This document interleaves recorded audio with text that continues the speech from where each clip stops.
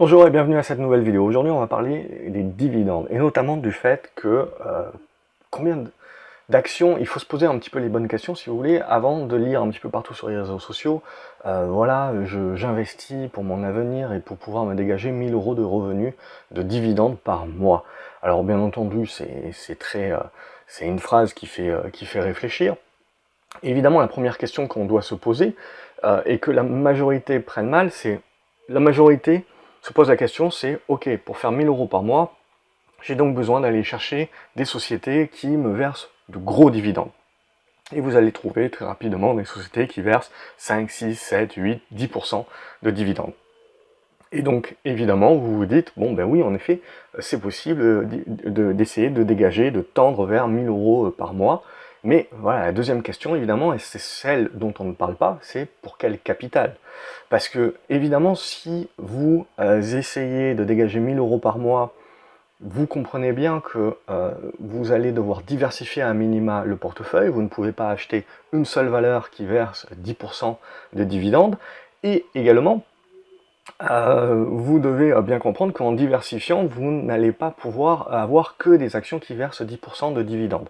Ce qui est important de comprendre, donc, c'est que en gros, pour avoir un portefeuille équilibré et se dégager 1000 euros de dividendes, ça veut dire qu'il faut avoir un capital de 500 000 euros, voire de 1 million, pour essayer de ne pas aller chercher que le dividende, mais d'aller chercher des sociétés de qualité qui vont continuer de vous verser le dividende. Alors bien entendu, il existe des ETF King Dividend, Aristocrate, vous avez également un certain nombre d'actions de qualité, mais qui vont vous délivrer 2-3% de dividendes, même s'ils les délivrent en effet depuis 25 ans, et qu'ils les délivreront certainement dans les prochaines années, ça reste juste 2-3%, et donc il faut bien mettre ça en relation, que pour se dégager 1000 euros de dividendes par mois, vous devez avoir certainement plutôt proche de 1 million d'euros.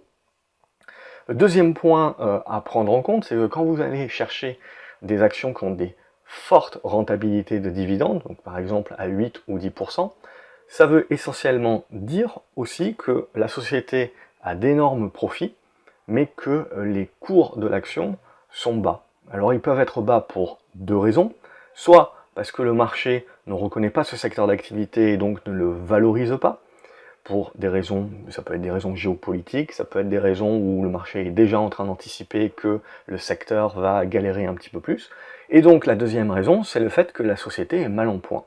C'est-à-dire qu'en gros, si la société vous verse 1 euro et qu'elle vaut 10 euros, vous avez 10% de rentabilité, mais potentiellement si l'année prochaine elle baisse à 5 euros et qu'elle verse toujours ce 1 euro de dividende, vous comprenez bien que la rentabilité de votre dividende est beaucoup plus forte, mais que votre action a été divisée par 2, donc votre capital a été divisé par 2. Donc le dividende que vous avez perçu ne compense absolument pas la perte potentielle que vous pouvez avoir sur une action. Et c'est là où il faut faire très attention, c'est que gros dividendes, la plupart des gens vont rechercher des gros dividendes, n'égale pas qualité de la boîte.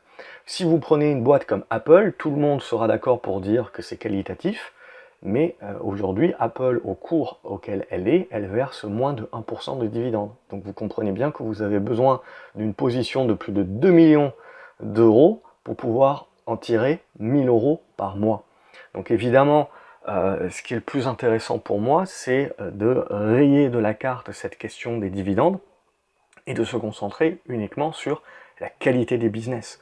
Évidemment, c'est beaucoup plus simple, et c'est pour ça que ça a du succès, de regarder et de trier par dividende. Mais pour moi, ce n'est pas un critère de sélection d'actions. On doit sélectionner d'abord la qualité du business, la qualité du management, l'alignement de ce management avec également les objectifs de l'actionnariat, et ne pas sous-estimer également les rachats d'actions. Parce qu'il y a une photo également. Beaucoup de personnes vont vous dire, surtout maintenant avec l'augmentation des taux long terme, l'intérêt d'acheter des obligations pour récupérer aujourd'hui du 4,5 5% à 10 ans, alors que si vous achetez un indice, il va vous, comme le S&P par exemple, il va vous verser 1,5% de rendement. Souvent, et il y a encore plusieurs décennies si vous voulez, on se disait que lorsque le marché action délivre moins de rendement que le marché obligataire, c'est que le marché action est trop cher et va se casser la figure, et qu'il faut plébisciter le marché obligataire. On a un rendement du dividende sur le S&P qui est à 1,5% contre le marché obligataire qui est à 4,5%. Donc on serait tenté de se le dire. Mais il y a deux choses qui ont drastiquement changé. La première chose qui a drastiquement changé, c'est que le S&P 500 d'aujourd'hui n'est pas le S&P 500 d'il y a 15 ans, 20 ans, 30 ans. On se retrouve avec énormément de valeurs technologiques. Et or, ces valeurs technologiques qui représentent 30% du S&P 500 ne distribuent pas de dividendes ou très peu. Ce qui fait qu'en fait, si vous voulez, les autres sociétés qui composent l'indice, comme des valeurs énergétiques qui sont connues pour distribuer beaucoup de dividendes, sont diluées par un dénominateur de plus grosse pondération qui, elles, ne versent pas de dividendes. Par contre, ces valeurs-là, valeurs technologiques, font autre chose, qui est le rachat d'actions, qui pour moi, bien plus intéressant que le dividende, mais c'est une autre histoire. Pourquoi? Parce que le problème numéro 1 de se verser un revenu passif sous forme de dividende, on l'a vu, c'est d'une part, il faut avoir un gros capital, et deuxièmement, c'est l'impôt. Il ne faut pas oublier, si vous voulez, que vous tuez la loi des intérêts composés à partir du moment où vous vivez sur ces dividendes-là et vous ne les réinvestissez pas. Donc il y a deux solutions à ça, si vous voulez, c'est soit de les réinvestir soi-même, mais à ce moment-là, il faut prendre en compte que vous allez payer l'impôt et donc vous ne réinvestissez pas la totalité du dividende. Et le deuxième point, c'est de prendre des ETF qui vont être capitalisants, c'est-à-dire qui vont directement réinvestir les dividendes d'une manière tout à fait transparente, et donc vous n'aurez pas à payer d'impôt tant que vous ne vendez pas en plus-value l'ETF en question. Donc voilà, ça c'est les points majeurs pour moi. Mais du coup, c'est bien de comprendre, si vous voulez, que pour moi le dividende c'est la cerise sur le gâteau, c'est en aucun cas une raison pour laquelle j'achèterai une action. C'est si j'ai un dividende, tant mieux, mais ce que je veux, c'est d'abord acheter un bon business avec des perspectives, et donc surtout des perspectives de profit, de revalorisation de l'action. Parce que ce que je veux avant tout, pour moi, c'est sauvegarder mon capital et émanciper mon capital. Le dividende est une cerise sur le gâteau, mais il faut faire très attention, parce que si on se concentre uniquement sur le dividende, il y a le risque que l'action éventuellement est mature, n'arrive pas à se renouveler, et elle verse certes un gros dividende, mais elle est en train de perdre des parts de marché, et donc on est en train de la revaloriser à la baisse. Et donc ce que vous gagnez d'un côté avec le dividende, vous le perdez sur le capital, sans omettre aussi, toujours le cas, que lorsque la compagnie distribue le dividende, à l'instant T, vous ne gagnez rien, puisque le dividende est sous-traité du prix de l'action, et donc de votre capital. C'est-à-dire que ce n'est pas le dividende qui vous rend riche, ce n'est pas le dividende qui vous crée de la valeur, c'est la capacité justement de l'entreprise de faire des profits, de verser ce dividende et d'être dans la capacité d'avoir un prix qui revient au-dessus de ce niveau où on a distribué votre dividende pour que vous puissiez gagner sur les deux tableaux. C'est ça qui est vraiment majeur à comprendre. Donc le dividende n'est pas créateur de votre richesse ou créateur de revenus. Vous avez besoin que l'entreprise continue de croître pour ça. Et donc c'est sur ça qu'on doit se focaliser. Je vais vous montrer justement un tableau pour bien dépeindre ce point-là. Et là, vous avez les plus gros dividendes US, sur le marché US. Et donc vous voyez un petit peu cette liste. Il est très facile, vous voyez, de trouver des entreprises qui versent 5% et plus, ce qui est énorme, ce qui est très intéressant. Mais comme vous pouvez regarder sur le tableau, il y a un petit peu à boire et à manger là-dedans. La première position, c'est Altria. Altria, si vous voulez, c'est du tabac. Donc ce qui est très intéressant, c'est que vous êtes sur un business qui est mature, mais qui est là pour durer. Ce qui est très intéressant là-dessus, c'est que vous touchez un gros dividende, mais c'est également une action qui est défensive. Donc ça, vraiment, pour moi, ça fait partie des actions en fonds de portefeuille qui sont très intéressantes. Donc Altria, British Tobacco, etc. Vous avez un petit peu l'idée. Ensuite, il y a les télécoms. Et c'est là où on touche le point dont je vous parlais. Les télécoms également, c'est un secteur que l'on va attribuer comme défensif. Ils versent d'énormes dividendes, mais ces dividendes sont énormes, surtout parce que les actions ont énormément baissé depuis plusieurs mois. Vous êtes à moins 30%. Des baisses de 30% ne compensent pas des dividendes que vous recevez de 7 ou 8%.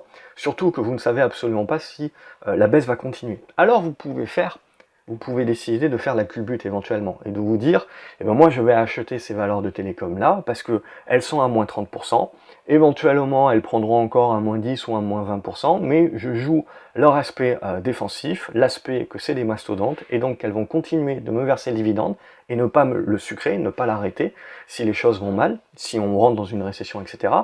Et en plus, je joue le fait que si j'ai une revalorisation sur ces valeurs-là, je peux avoir un gain latent sur le capital de 10-15% si j'ai une vision de long terme.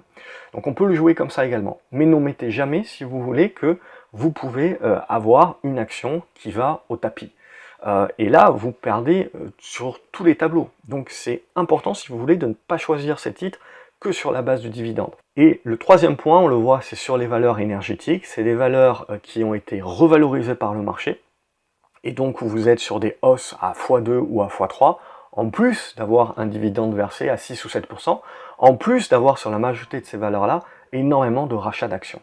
Et là, si vous voulez, c'est les normes ESG qui sont entrées en ligne de compte, puisqu'on est désinvesti complètement, que ce soit sur toutes ces actions, on va dire value, que ce soit énergie, que ce soit matière première, on est sur des dévaluations, puisque dans la